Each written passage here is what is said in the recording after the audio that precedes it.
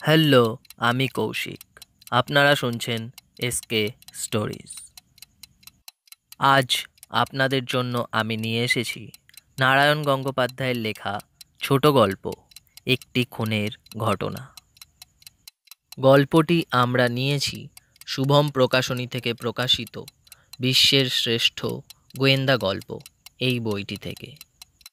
শুরু হচ্ছে নারায়ণ গঙ্গোপাধ্যায়ের লেখা আজকের গল্প একটি খুনের ঘটনা। গোয়েন্দা বা অপরাধ কাহিনীর সাধারণ নিয়ম হচ্ছে ঘটনার আশেপাশে যারা রয়েছে তাদের প্রত্যেককেই সন্দেহের আওতার মধ্যে রাখা হয়, কিন্তু চারিদিকের সাক্ষী প্রমাণে নিশ্চিতভাবে যাকে অপরাধী বলে মনে হয় তাকে যদি নিরপরাধ ধরে নিয়ে তার অনুকূলে তদন্ত শুরু করা হয় তাহলে কী রকমটা দাঁড়ায়। সোভিয়েত দেশে তদন্তের প্রণালী আজকাল এই। ওখানকার একজন ইন্সপেক্টরের জবানবন্দিতে একটা ঘটনা শোনাই। গল্পটা না, এটা গল্প নয়, সম্পূর্ণ সত্য কাহিনী। একটু সংক্ষেপ করে তোমাদের বলছি। মেরু অঞ্চলে গবেষণার জন্য গিয়েছিলেন দুজন অধ্যাপক। এদের একজন অল্প বয়সী আর একজন বুড়ো মানুষ। দুজনেই নামজাদা বিজ্ঞানী, দুরন্ত পণ্ডিত, কিন্তু সম্পর্কটা একেবারে সাপে নেউলে।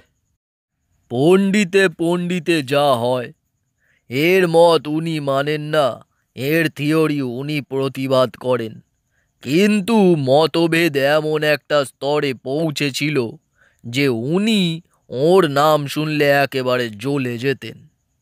অথচ অবস্থা চক্রে দুজনকে একই সঙ্গে পাঠানো হলো গবেষণা করতে। সেই ধুধু তুষারের দেশে দুই বৈজ্ঞানিক একসঙ্গে তাঁবু ফেলে গবেষণা করেন। আর একজন সহকারী আছেন, এদের সাহায্য করেন। তিনি দেখেন রাত দিন দুই পণ্ডিতের সমানে তর্কাতর্কি খেয়েই চলছে। বুড়ো বৈজ্ঞানিক, ধরা যাক প্রফেসর এক্স, একটা চিঠিতে লিখছেন, আমার সঙ্গে এই বানরটাকে কেন যে পাঠানো হলো, ওকে আমি এক মুহূর্ত সহ্য করতে পারি না। দেখলেই আমার পিত্তি শুদ্ধ জ্বালা করে। আর ছোকরা বৈজ্ঞানিক প্রফেসর ওয়াই তার ডায়েরিতে লেখেন, বুড়ো ক্রমশই সহ্যের সীমা ছাড়িয়ে যাচ্ছে। সব সময় ওর একগুয়েমি, মধ্যে মধ্যে আগুন ধরে যায় আমার মাথায়। একদিন নিশ্চয়ই আমি ওকে খুন করব। অবস্থা যখন এই রকম, তখন একদিন খবর এলে প্রফেসর এক্স খুন হয়েছেন। ব্যাপারটা কিরকম? দুই বৈজ্ঞানিক এবং তাদের সহকারী একসঙ্গে বেরিয়েছিলেন হাঁস শিকারে। একটা জলার ধারে দাঁড়িয়েছিলেন এক্স, কিছু দূরে ওয়াই হাঁস খুঁজছিলেন। কি একটা জিনিস আনতে সহকারী চলে গিয়েছিলেন তাঁবুতে। সহকারী যখন ফিরে আসেন তখন একটা বন্দুকের আওয়াজ তার কানে যায়। তাতে আশ্চর্য হওয়ার কিছু নেই, শিকারে বন্দুকের আওয়াজ হবেই। কিন্তু ফিরে এসে স্তম্ভিত হয়ে গেলেন তিনি। প্রফেসর এক্স পড়ে আছেন মাটিতে, হাতের বন্দুকটাও পড়ে রয়েছে তাঁর পাশে। তাঁর বা চোখে শিকারের ছুরি অর্থাৎ হান্টিং নাইফটা একেবারে বাঁট পর্যন্ত ঢোকানো। চোখের ভেতর দিয়ে সে ছুরির ফলা একেবারে মস্তিষ্ক পর্যন্ত চলে গেছে। মৃত্যু হয়েছে তৎক্ষণাৎ। আর তার পাশে স্তব্ধ হয়ে দাঁড়িয়ে প্রফেসর ওয়াই। কি করে হলো? শুকনো মুখে প্রফেসর ওয়াই বললেন, কিছুই জানি না। আমি ওদিকে হাঁসতাক করছিলুম, হঠাৎ বন্দুকের আওয়াজ। এদিকে ফিরে এসে দেখি প্রফেসর এক্স মাটিতে পড়ে আছে। এসে দেখি এই কাণ্ড। সেই নির্জন তুষারের দেশে এই দুটি প্রাণী ছাড়া আর কেউ ছিল না। আর এ তো হত্যাকাণ্ড। দুজনের ভেতরে যে বিশ্রী সম্পর্ক, তাতে এমন কাজ আর কে পারে প্রফেসর ওয়াই ছাড়া? অতএব একদিন প্রফেসর ওয়াই এসে আমাদের অফিসে উপস্থিত হলেন। বললুম, প্রফেসর, আপনি যা জানেন তা বলুন। নতুন কথা তিনি কিছুই বললেন না। আমি বন্দুকের আওয়াজ শুনে ফিরে দেখি উনি পড়ে আছেন, চোখের ভিতরে ছোড়া বেঁধানো। আর আমি কিছুই জানি না। প্রফেসর ওয়াই শীর্ণ মুখে হাসলেন। জানি কেউ বিশ্বাস করবে না, আমি তৈরি হয়েই এসেছি সেজন্য। পড়ুন আমার ডায়েরি। ডায়েরিটা এগিয়ে দিলেন আমার দিকে। পাতায় পাতায় সেই এক কথা। অসহ্য, কি করে এই পাগলের হাত থেকে নিস্তার পাই।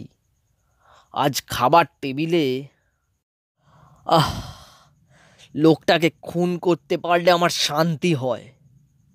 পড়েই মনে হবে কোনো সন্দেহ নেই, বিশুদ্ধ পরিকল্পিত হত্যাকাণ্ড।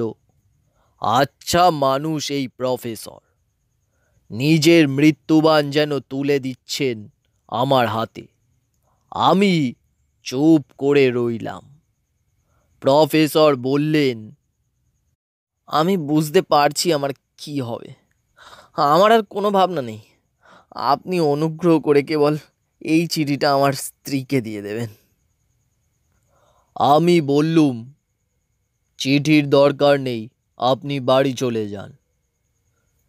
তার মানে ছেড়ে দিচ্ছেন আমাকে? প্রফেসর যেন নিজের কানকে বিশ্বাস করতে পারলেন না। বললুম, বিনা প্রমাণে আপনাকে গ্রেপ্তার করতে পারি না। আপাতত আপনার নামে আমাদের কোনো ওয়ারেন্ট নেই, আপনি যান। আসলে আমার খটকা ধরিয়েছিল পোস্টমর্টেম রিপোর্টের একটি কথা। অস্বাভাবিক, অমানুষিক শক্তিতে ছুরিটা চোখের মধ্যে বিঁধিয়ে দেওয়া হয়েছিল। অস্বাভাবিক, অমানুষিক শক্তি। প্রফেসর ওয়াই অবশ্য খুব সবল স্বাস্থ্যবান পুরুষ, কিন্তু অমানুষিক শক্তি, কথাটা ক্রমাগত পাক খেতে থাকলো ঘরের ভেতরে। আমি ব্যালিস্টিক এক্সপার্ট অর্থাৎ গোলাগুলি বিশারদদের ডাকলো। আচ্ছা, মেরু অঞ্চলের স্যাঁতস্যাঁতে আবহাওয়ায় বন্দুকের টোটা কেঁপে যায় তো? তারা বললেন, স্বাভাবিক। সেই টোটা বন্দুকে ভরতে গেলে তখন তো অসুবিধে হয়। তা হতেই পারে। আচ্ছা বলুন, এ অবস্থায় শিকারী কি করবেন? একটা কিছু দিয়ে টোটাটাকে ঠেলে ভিতরে দেবার চেষ্টা করবেন। কেন পারবেন না? একজন বললেন, সেটা কোমরেই থাকে, আর তার কথাই মনে পড়বে সকলের আগে। তাহলে আমি জিজ্ঞেস করলুম, ধরুন যদি হান্টিং নাইফটা এমন হয়, তার হাতলটা যেমন করে তৈরি, তার পেছনে এক টুকরো লোহার ডগা বেরিয়ে রয়েছে, আর টোটাটাকে যদি জোরে ঠেলে দেওয়া যায়, তাহলে সেটা ট্রিগারের পিনের মতো কাজ করতে পারে? তারা বললেন, নিশ্চয়ই। মনে করুন, আমি আবার জিজ্ঞেস করলুম, সেক্ষেত্রে একজন ছুরির বাঁট দিয়ে টোটাটাকে জোরে ঠেলে দিলে লোহার ডগাটা ট্রিগার পিন হয়ে যেই কার্টিজে ঘা মারল, অমনি গুলি বেরিয়ে গেল। তখন বন্দুকটা তো গুলি ছোড়বার বেগে পেছনে এসে ধাক্কা মারবে। হ্যাঁ, তাই নিয়ম। আগ্নেয়াস্ত্র মাত্রই ব্যাক পুশ দেবে। খুব জোরে? স্বাভাবিক। তাহলে ছুরির ফলাটা তো তখন উল্টো দিকে রয়েছে। বন্দুকটা যেই হাতে ধাক্কা দিলে অমনি ছুরির ফলাটা তীর বেগে গিয়ে চোখে বিঁধতে পারে? বন্দুকটা চোখের কাছে থাকলে তাই সম্ভব। ধন্যবাদ, আর আমার কিছু জানবার নেই। তাহলে এই আমার কেস, হত্যা নয়, বিশুদ্ধ অ্যাক্সিডেন্ট। ওয়াই বলেছেন গুলির আওয়াজ শোনবার আগে একবার যখন তিনি এদিকে তাকিয়েছিলেন, তিনি দেখেছিলেন অধ্যাপক এক্স যেন তাঁর বন্দুকটা লোড করবার চেষ্টা করছেন। অতএব 2 আর 2 4। পরম উল্লাসে খবর জানালুম আমার ওপরওয়ালাকে। তিনি একটু হাসলেন, বললেন, তোমার থিওরি বেশ ভালো, কিন্তু একটা মস্ত ফাঁক রয়ে গেল যে ওর ভেতর। আমি তাঁর দিকে চেয়ে রইলুম। তোমার থিওরি যদি সত্যি হয়, তাহলে প্রফেসর এক্স ডান হাতে ছুরি আর বাঁ হাতে বন্দুক ধরবেন, আর সেক্ষেত্রে বন্দুকের ব্যাক পুশ ছোড়াটা ডান চোখেই বিঁধে যাবে, কিন্তু ওটা বিঁধেছে বাঁ চোখে, সেটা খেয়াল রেখো। সব মাটি গেল আমার সাধের থিওরি। আমি বিভ্রান্তের মতো বেরোলুম, কোনো থই পেলুম না। তারপর হঠাৎ মনে হলো, প্রফেসর এক্স তো ন্যাটাও হতে পারেন, অর্থাৎ ডান হাতের বদলে বাঁ হাত ব্যবহারের অভ্যাস তো থাকতে পারে তার। আশা নিরাশার দ্বন্দ্বে ছুটলুম তাঁর বাড়িতে, গেলুম তাঁর সহকর্মীদের কাছে। অনুমান নির্ভুল, প্রফেসর এক্স ন্যাটাই ছিলেন, বাঁ হাতি তিনি ব্যবহার করতেন। কিন্তু জট কেটেও কাটে না। অভিযানে প্রফেসর এক্সের যে জিনিসপত্রের তালিকা পাওয়া যাচ্ছে, অর্থাৎ যা যা তিনি সঙ্গে নিয়েছিলেন, তার প্রত্যেকটার বিবরণ পাচ্ছি, কিন্তু ছড়িটার তো কোনো সন্ধান নেই। কটি পেন্সিল নিয়েছেন তাও খবর আছে, ছড়িটার উল্লেখ পর্যন্ত পাওয়া যাচ্ছে না। তাহলে কোথা থেকে এটা এলো? এমন হতে পারে যে যাত্রার শেষ মুহূর্তে ওটা কিনে থাকবেন, কিন্তু কোথায়? শহরের কোনো দোকানে আমি ও ধরনের হান্টিং নাইফের কোনো সন্ধান পেলুম না। শেষে কি আমার ঘাটে এসে নৌকা ডুববে? তখন কি আমি জোর করে বলতে পারবো ওকে খুন করার জন্য ওটাকে মার্ডার ওয়েপন হিসাবে সঙ্গে নিয়ে যায়নি প্রফেসর ওয়াই? সুতরাং আমি বেরিয়ে গেলাম শেষ চেষ্টায়। যে পথ দিয়ে ওরা এগিয়ে গেছেন, তার প্রতিটি শহরে আমি ওই রকম একটি ছুরির দোকান খুঁজতে লাগলুম। হাজার হাজার হান্টিং নাইফ আমি দেখলুম। দেখিয়ে দেখিয়ে হয়রান হয়ে গেল দোকানদারেরা, কিন্তু ঠিক ওই জাতের ছুরি কোথাও পেলুম না। এবার এসেছি সর্বশেষ শহরে। এখান থেকেই ওরা মেরু অঞ্চলে রওনা হয়ে গেলেন, কিন্তু না, এখানেও ও ছুরির সন্ধান মিলল না। হতাশ হয়ে যেদিন ফিরে আসব, সেদিন চলছিলুম শহরের একটা পুরনো অঞ্চল দিয়ে। শ্রীহীন ছোট ছোট দোকান দুধারে, কেনা বেচাও খুব কম। তার মধ্যে হঠাৎ